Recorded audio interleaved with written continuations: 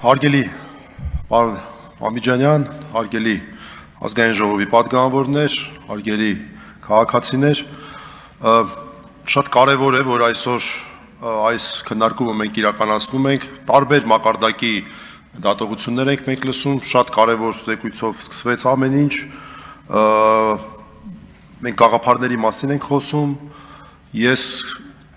որոշեցի վերջին իրադարձությունները հաշվի առնելով կոնկրետ օրինակով այսօր խոսել, որպես իրավապաշտպան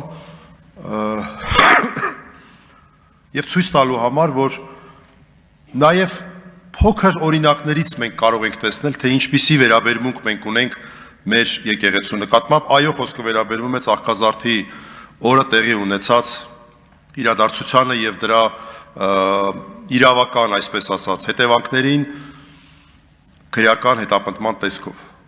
Սուրբ Աննա եկեղեցու իրադարձության մասին է խոսքը։ Մինչ այդ նշեմ, որ շատ հետաքրքիր է, որ այսօր ավագ հինգշաբթի օրով ենք մենք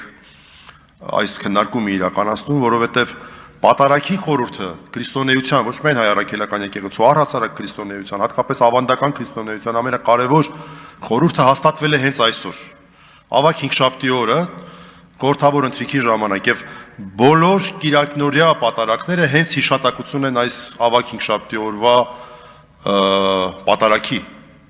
խորհրդավոր ընթրիքի, սկսած զատկական կիրակից մինչև Ծաղկազարդը, ամբողջ տարվա շրջանակներում եւ հենց Ծաղկազարդի տոնական պատարագի ժամանակ տեղի է ունենում մի միջադեպ։ Ես ուզում եմ կոնկրետ այդ միջադեպի հանգամանքների մասին խոսել, շատ հստակ, որպես նաեւ գործընթացի մասնակից հրավիրվել եմ որպես պաշտպան։ 3 մակարդակով, օրենքի խախտումների մակարդակ։ Հարգելի քաղաքացիներ, ես ուզում եմ, որ դուք ուշադրություն դարձնեք այն հանգամանքին, որ այդտեղ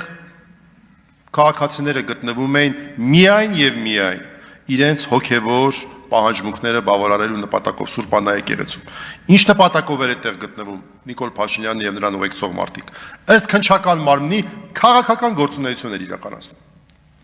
Սա ինքնին արդեն նշանակում է, որ քննչական մարմինը միջամտություն է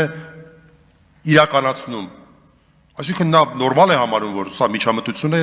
այն քաղաքացիների կրոնական իրավունքների նկատմամբ, որոնք որ այդտեղ կրոնական նպատակներով են։ Ինչու է մեզ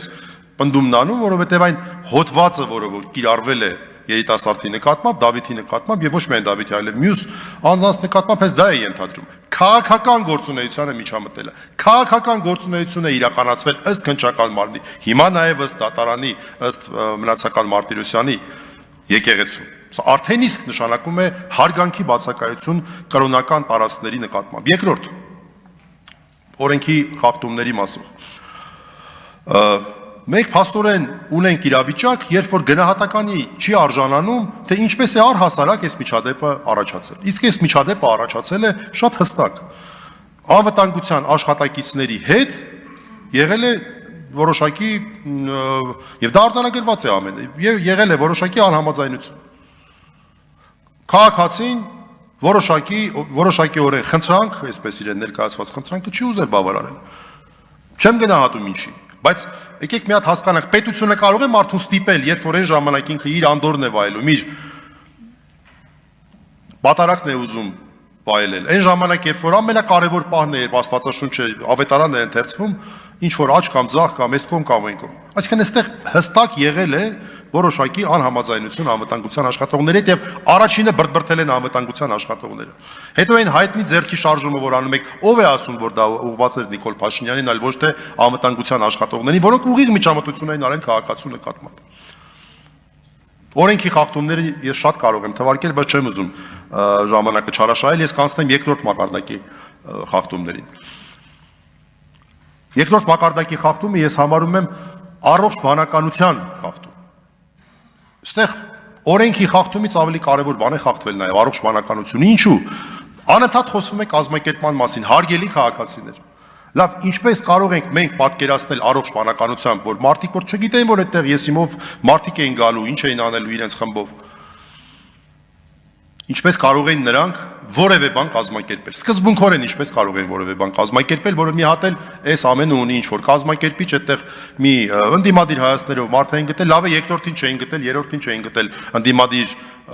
հանրային գործունեություն իրականացնող մարդիկ, թե չէ կազմակերպիչների թիվը շատ ավելի շատ կլներ։ Սա ուղղակի առողջ տրամաբանությանն է հակասում։ Ինչպես կարող է լինել կազմակերպիչ այն արարքի համար, որը որ իրավիճակային է եղել, մարդիկ այդտեղ պատարագի են եղել, մարդիկ են մտել։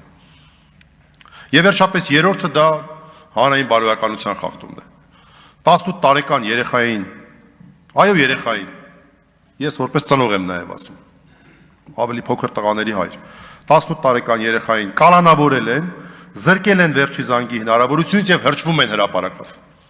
Սա նույնպես ուղղակիորեն կապված է մեր եկեղեցու եւ մեր առհասարակ դավանանքի ազատության հետ։ Սա ուղիղ միջամտություն է, պետական պաշտոնյաներով են հրճվում։ Այս օրինակը մի փոքր խորանկար է, թե ինչ է կատարվում առհասարակ մեր քաղաքացիների։ Սա ոչ միայն, տեսեք, սա մեկ անձի հարց է։ Ինչպես է այս միջամտությունը իրականացվում։ Գալիս են, իրենք են միջամտում, իրենք են ինչ-որ պահանջներ դնում, ինչ-որ մեկն էլ ընդդիմանում է, իրավունք ունի, թե իրավունք չունի, այո, իրավունք ունի։ Պետք է անել, թե պետք չէ անել, քննարկման հարց է։ Պետությունը չի կարող մարդուն ստիպել մի բան անել, որը պարտավոր չէ մարդը անել։ Չի կարող ստիպել մարդուն, ուղղակի դա է իրավական պետությունը։ Ամփոփելով ասեմ, որ այս օրինակը խնդրում եմ նաև հաշվի առնել, այս կոնկրետ ուրեմն հայտարարության տեքստի քննարկումների ժամանակ, որովհետև մենք կոնկրետ մարդկանց ճակատագրերի մասին ենք խոսում։ Այս ամենը կոնկրետ մարդկանց ճակատագրերի մասին է, ոչ միայն կառույցներ երև կոնկրետ մարդկանց, կոնկրետ երեխայի ճակատագրի մասին է, այստեղ կոնկրետ Դավիթ Մինասյանի ճակատագրի մասին է։ Եվ հաշվի առնել են բոլոր ռիսկերը, որ առկա են այս դեպքում։ Ես առաջարկություն չունեմ, շատ է ինձ տեքստը դուր եկել, որտեղ ինքը բոլոր կարևոր շեշտադրումներ ուներ։ Ցավոք սրտի մեր եկեղեցուն չունեմ առաջարկություն, բայց արդեն սկսել եմ մտածել նրա մասին, որ ինչպես թաթար մոնղոլական ժամանակներում էր, երբ դռները փակվում էին պատարագի ժամանակ, որ չմտնեին չխանգարեն։ Գուցե մեր եկեղեցին պետք է դիտարկի ստիպված լինի հիմա էլ նույն քայլին դիմել, որովհետև ցավոք սրտի համադրելի իրավիճակում ենք մենք հայտնվել։ Շնորհակալություն։